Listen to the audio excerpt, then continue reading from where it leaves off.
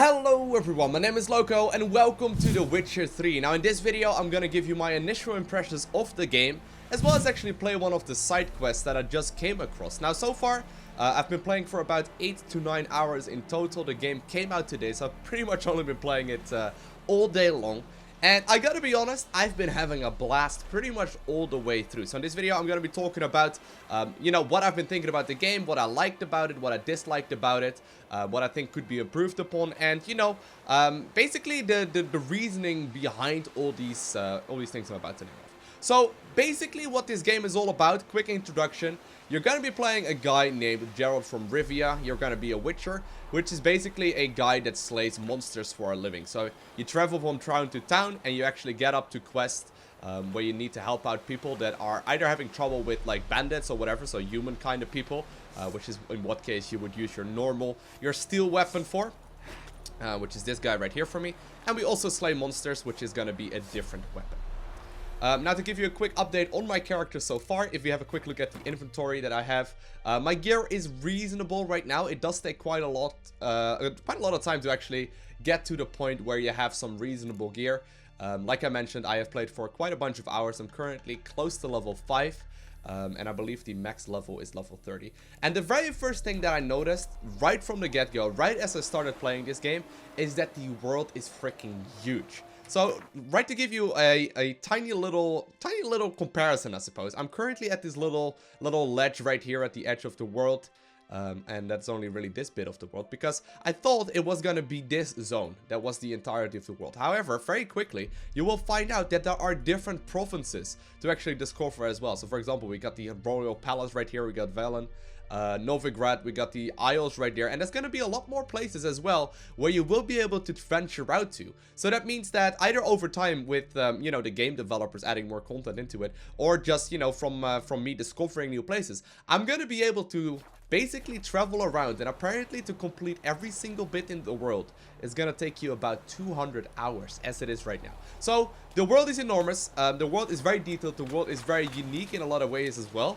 And one very cool thing about the world as well is that it actually lives. So if we, for example, progress in time a little bit, right? So for us right now, you see it's a clear night, I suppose. It is currently 11:34 p.m., which means it's obviously close to midnight. But if we, let's say, meditate until about 9 in the morning, that seems a reasonable time, you will very clearly notice that the world looks completely different.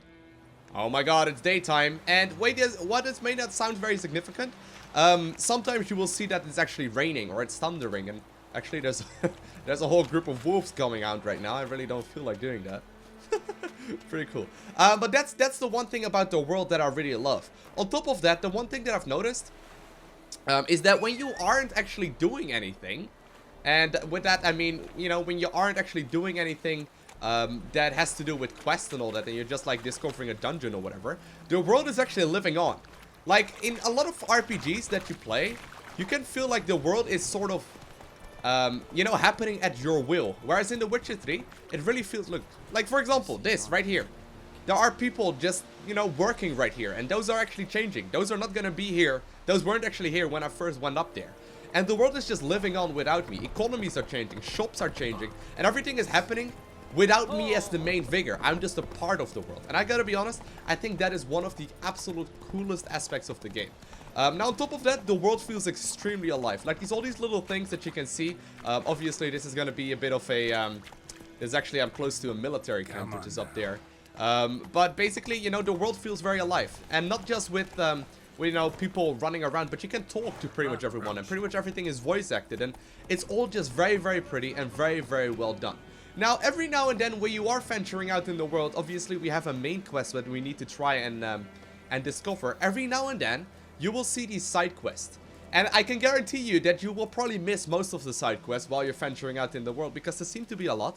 And the cool thing is that these are all completely voice acted as well. So let's just get started and talk to this random merchant that I ran across earlier. I've not done this quest yet. I have no idea what he wants. But let's have a look. What happened? Monsters from the swamp. Folks said the road was fraught with peril, but I wouldn't listen. Got my comeuppance now. Less moaning, more details. What happened, and how can I help? And remember, I don't work for free. Witcher's code and all. Look how beautiful that is. Let's just be honest here for a second. Was on my way to the Black Ones to trade. Suddenly my horse got spooked, ran clear off the road. We hit a bump, I went flying and the horse and cart rolled on. Then I heard bubbling, neighing, slurping. Something came out from the muck, devoured Asher, hooves and all. No doubt my goods are still on the cart, but I'm too afeard to go and see. Thought maybe you. I'm most concerned about a little box. Bring it to me, I beg you. So here is one other major thing in the game. You basically make decisions for your character. So right now I can literally say, don't have time for this, I don't care, I don't want to do this quest right now. Or I can say, okay, I will find the box. Now if I choose number 2, there's a big chance that this quest will not be coming back. So this guy will likely either die, or we will find him at a later point like starve to death, or you know, we will maybe meet him again in a town where he's gonna be a beggar or something like that. But I can make decisions, and these decisions are permanent. I mean, you know, I cannot actually come back to this decision, and the same thing is true in the main quest lines. For example, oftentimes you get 2 or 3 or, you know, 4 different options, and they will all lead to different quests. So I believe there's more than 30 different endings to this game, and while, you know, this is only a side quest and only one of the minor quests, you can see this come into play right now as well. But fine, we will find the box. I'll go. Let you know if I find that box. So, we have a new quest. I'm gonna be tracking the quest as well. So we need to find the little box for the merchant mentioned by using my Witcher senses, and then we need to use the Witcher sense to find where the cart left the road. So I'm gonna be taking my my horse right here named Roach.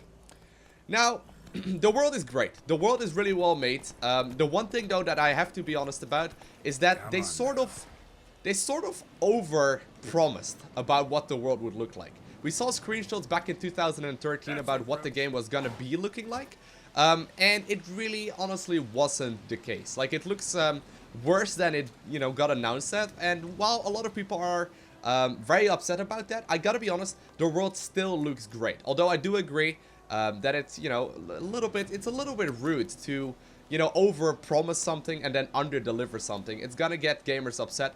Now, in the last couple days, when this was sort of like leaked, where people found out that the world was looking different than was originally promised, I was a little bit worried that we would get, like, you know, something that we had in the past as well, where things would just look awful. But I can't even run this at the highest graphics settings right now, and there's still room for improvement right there. But, you know, I gotta be honest, a little bit disappointed, obviously, that they over-promised on it and under-delivered, but it's all good. Now we need to find the little box of the merchant, and we can use my Witcher senses for this. Now, like I mentioned, basically what the Witcher is, there's a couple different things that I can do. But basically what the Witcher is, I can, you know, obviously find these monsters and kill these monsters. But on top of that, I have a couple of different features. So I can actually also use some basic magic spells. And I can also use these Witcher senses right here. And I'm gonna have to find, you know, something that is relevant for right now. You know, to basically continue this quest. So I guess we'll find out together. There's some red marks on the floor, on the ground. Let's examine those for a second. Rode off into the swamp. Alright.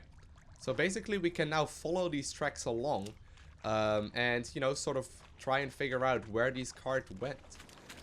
Now, on top of that, while the world is beautiful and while the fantasy is great...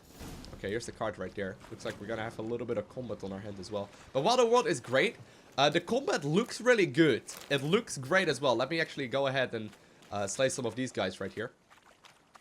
While the world looks great and the combat looks great as well, it feels incredibly chunky. If you're up against a really tough opponent, which I've done multiple times already, it feels like you're not really completely in control of your character. And that's something that I feel like they could... you know, maybe release patches for in the future. But sometimes it feels like... By the way, that guy just lost his head. But sometimes it feels like you're not fully in control of your character. Like, once an animation is going, and sometimes those animations can take a little while, you cannot actually, you know, call that back. So while it looks amazing, and while it plays out really fun as well if you're up against easy opponents, once you're actually versus very high level bosses, which happened a couple times versus me, you're gonna be kind of disappointed by the control of your character, and I was kind of frustrated, as you may have noticed when you were, or if you were watching the live stream. Didn't mention this. Interesting. I should take a look around. Alright, so the merchant didn't actually mention this at all. So basically, the horse actually got shot dead here. And this is the card, obviously, that he was using.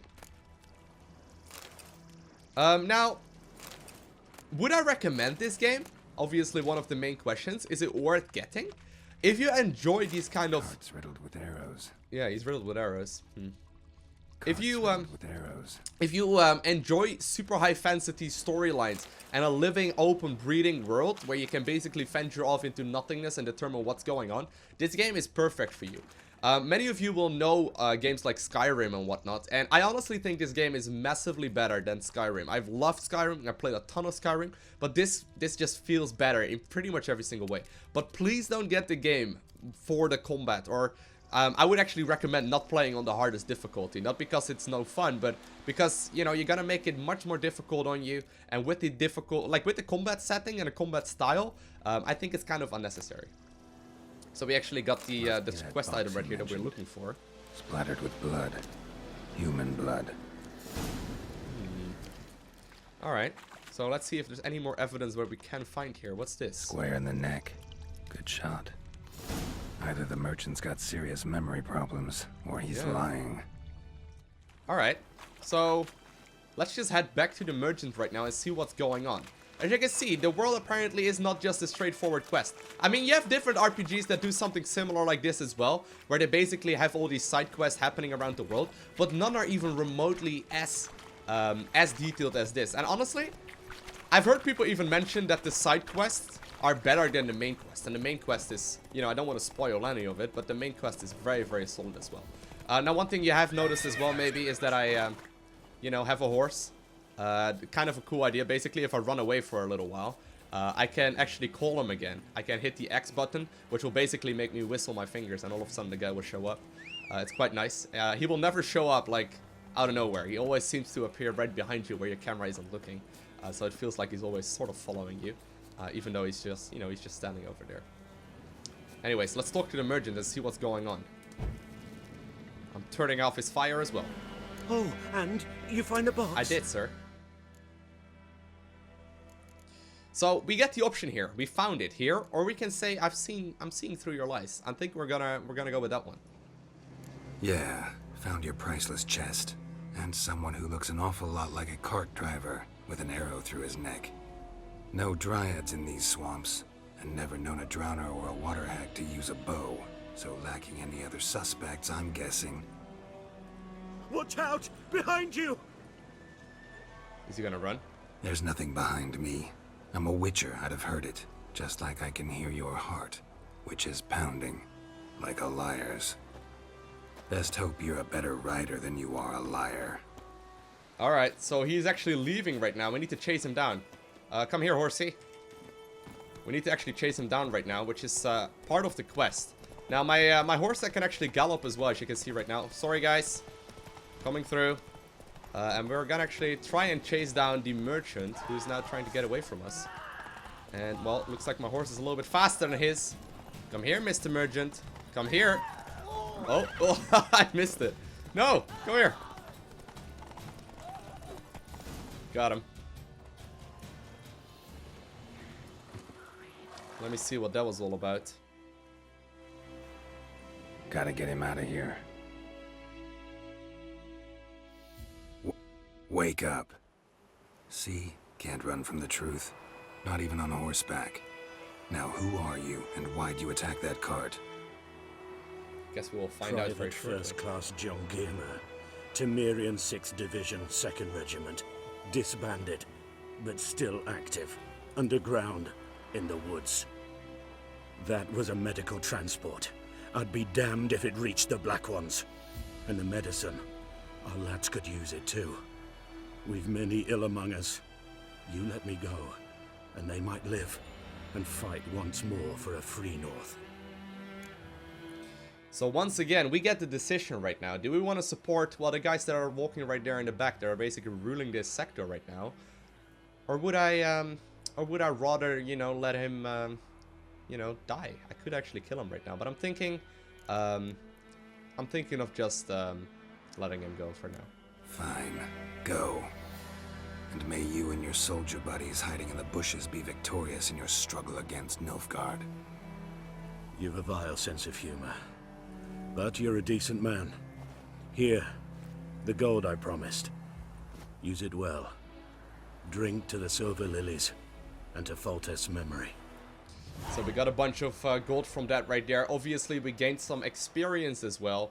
And yeah, we got 30 crowns right there, which are going to be used for repairing gear, leveling up the gear that we have, and obviously buying new items that we will need along our journey. And that was just one little tiny side quest. I mean, that took quite a long time right there, and that was just one tiny little quest that I could have easily missed. So very, very cool game so far. I've been having a blast. I will be playing it more. If you're asking me if I recommend buying this game, I would definitely say right now yes. If you are into these kind of games and you enjoyed Skyrim and maybe one of the Mass Effect games, or maybe even like Far Cry, something like that. If you enjoy those kind of role-playing games, I think The Witcher 3 is gonna be right up your alley, because I feel like this is gonna be the best RPG that has been released, at least recently.